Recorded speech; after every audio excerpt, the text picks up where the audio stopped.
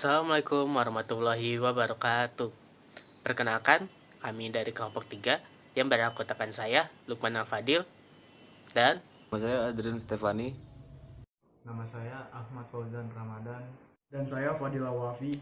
di video kali ini kami akan menganalisis dua jurnal. Yang pertama yang berjudul Pola Komunikasi Verbal dan Nonverbal antara mahasiswa asing dan mahasiswa lokal, karya Isti Jibatis Sanati, dan jurnal yang berjudul Komunikasi Verbal dan Nonverbal dalam Proses Kegiatan Belajar Mengajar, karya Rina Nurmala dan kawan-kawan.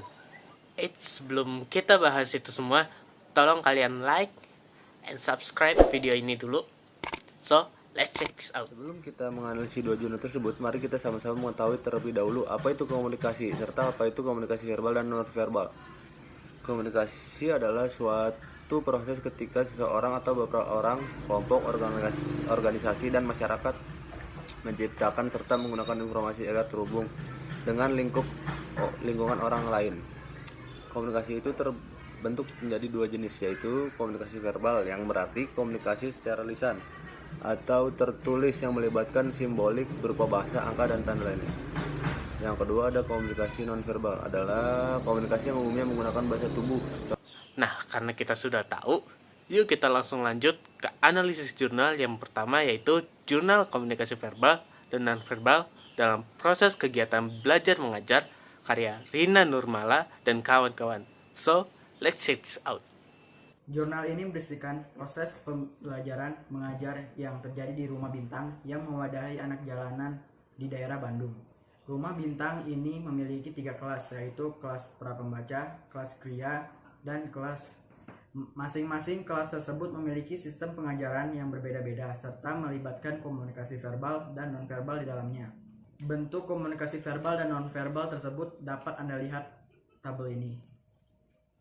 Pada kelas pra-pembaca, komunikasi verbal terbagi menjadi 2, yaitu lisan dan tertulis. Pada komunikasi verbal secara lisan yaitu 1. Dongeng dan diskusi.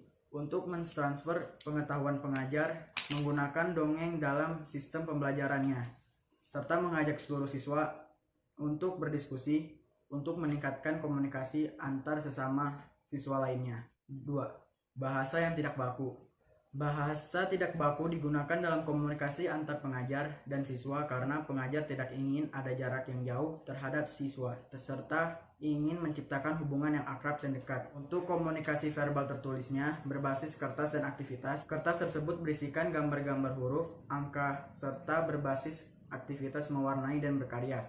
Hal ini dilakukan untuk meningkatkan minat para siswa. Pada kelas kriya, pengajar hanya menggunakan komunikasi verbal lisan saja, yaitu berupa 1. Barang-barang unik.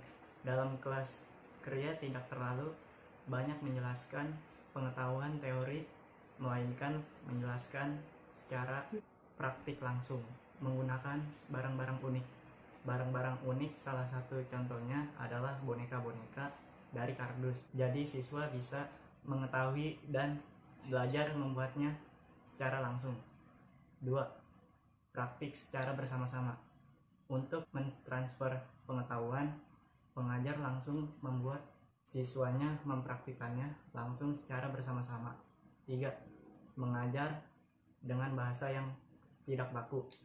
Seperti pada kelas pra-membaca, kelas kriya pun menggunakan bahasa yang tidak baku dalam berkomunikasi.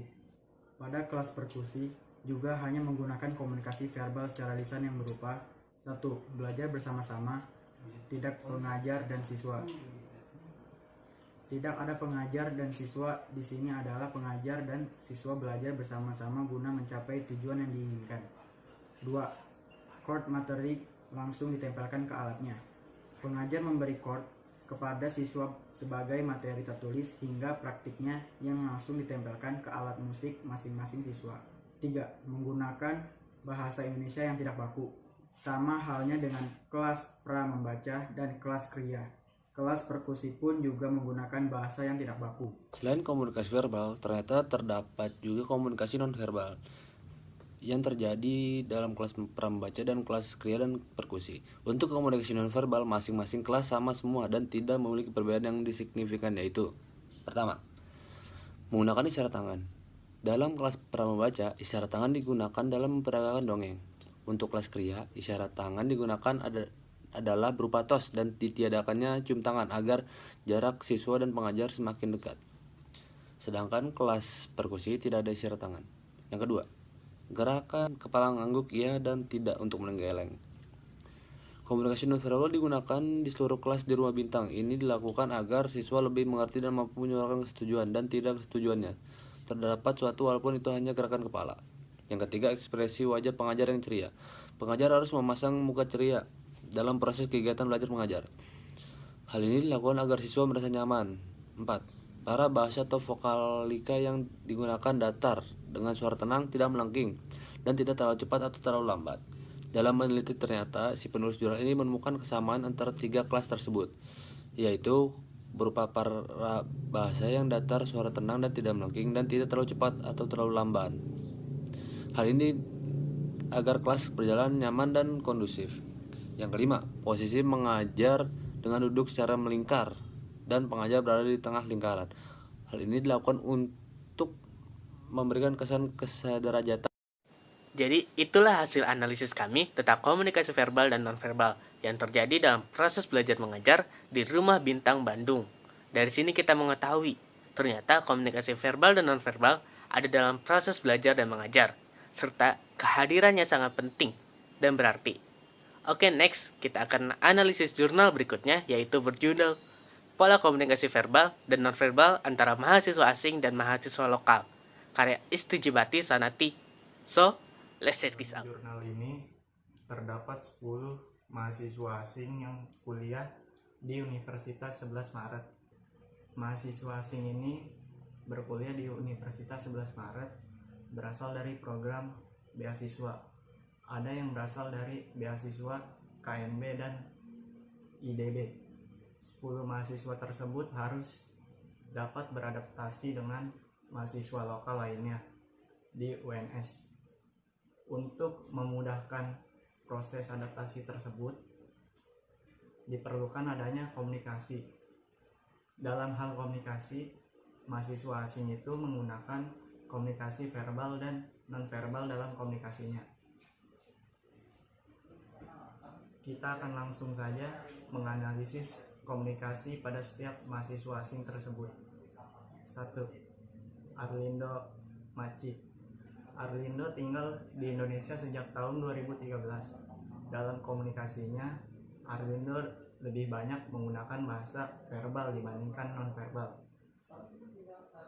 Hal ini dikarenakan Arlindo sudah menguasai bahasa Indonesia sebanyak 60%, sehingga memudahkannya untuk berkomunikasi secara verbal dengan mahasiswa lainnya. Untuk komunikasi nonverbal, Arlindo sering kali tersenyum, bersalaman, dan memeluk temannya. Hal ini menunjukkan bahwa Arlindo adalah orang yang friendly dan ramah.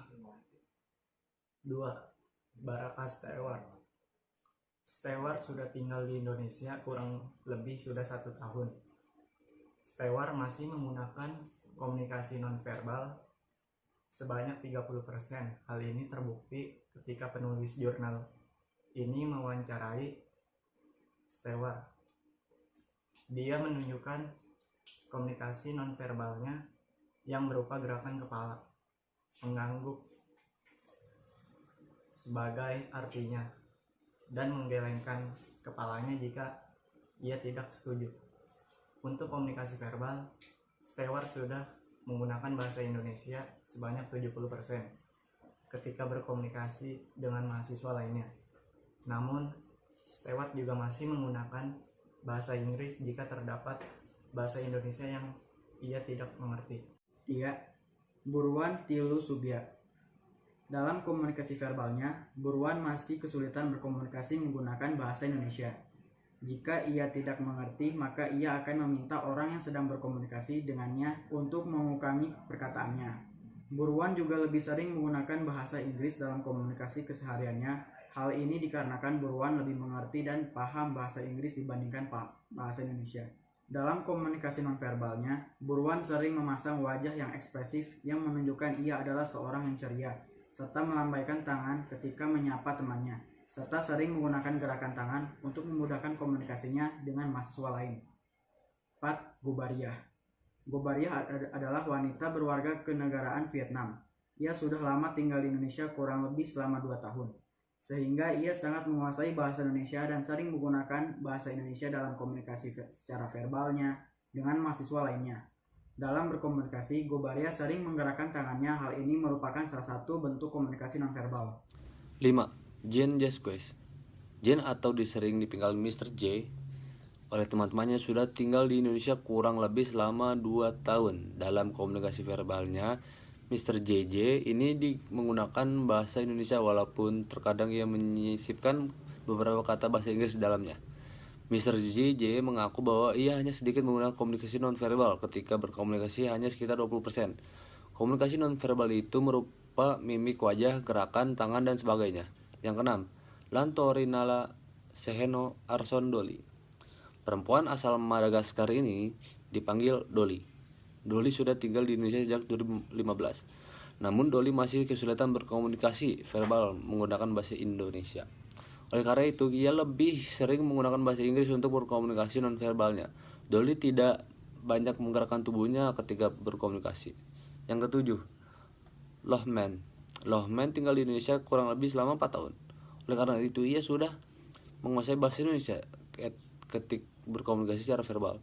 Lohman tidak terlalu banyak menggunakan komunikasi nonverbal dan komunikasinya.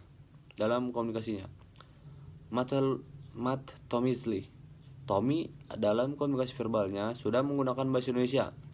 Namun ia menjawab segala pertanyaannya saat penelitiannya dengan singkat dan jelas. Dalam hal komunikasi nonverbal, Tommy tidak terlalu menggerakkan tubuhnya dan menunjukkan ekspresi. 9. Tommy Anderson.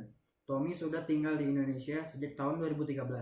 Dalam komunikasi verbalnya, Tommy menggunakan bahasa Indonesia walaupun terkadang masih menyisipkan bahasa Inggris ke dalamnya. Logat bahasa asalnya juga masih kental saat Tommy berbicara. Dalam komunikasi nonverbal, Tommy masih sering menggerakkan anggota tubuhnya. 10. Willy. Willy sudah berada di Indonesia sejak tahun 2013. Sama seperti Tommy, Willy juga berkomunikasi verbal menggunakan bahasa Indonesia dan terkadang menyisipkan bahasa Inggris di dalamnya. Logat negara asalnya juga masih kental pada dirinya. Dalam komunikasi nonverbal, Willy tidak terlalu banyak menggunakan komunikasi nonverbal dalam komunikasinya. Ia hanya terkadang menggerakkan tangan dan kakinya ketika berkomunikasi untuk memberikan rasa nyaman pada dirinya dan kepada orang yang sedang berkomunikasi kepadanya. Jadi, itu hasil analisis dari kami terhadap jurnal yang berjudul Pola Komunikasi Verbal dan Pola Komunikasi Nonverbal antara mahasiswa asing dengan mahasiswa lokal. Dari analisis ini kita dapat mengetahui bagaimana cara berkomunikasi verbal dan nonverbal pada mahasiswa asing yang ada di Indonesia, khususnya mahasiswa asing yang kuliah di Universitas 11 Maret. Dari jurnal ini kita dapat mengetahui bahwa dalam penggunaan komunikasi verbal dan nonverbal, masing-masing orang itu dapat berbeda dan juga kadang terdapat kesamaan di dalamnya. Oke, di video kali ini kita telah mengetahui tentang apa itu komunikasi verbal dan apa itu komunikasi nonverbal. Kita juga telah menganalisis 2 jurnal yang dapat memudahkan kita dalam pemahaman terhadap penggunaan komunikasi verbal dan penggunaan komunikasi nonverbal dalam kehidupan sehari-hari. Sebelum video ini berakhir, jangan lupa untuk like dan subscribe video ini, serta jika kalian memiliki pertanyaan atau saran atau kritik, kalian bisa komen di bawah ini. So, stay happy, stay healthy, and see you in the next video. Bye-bye.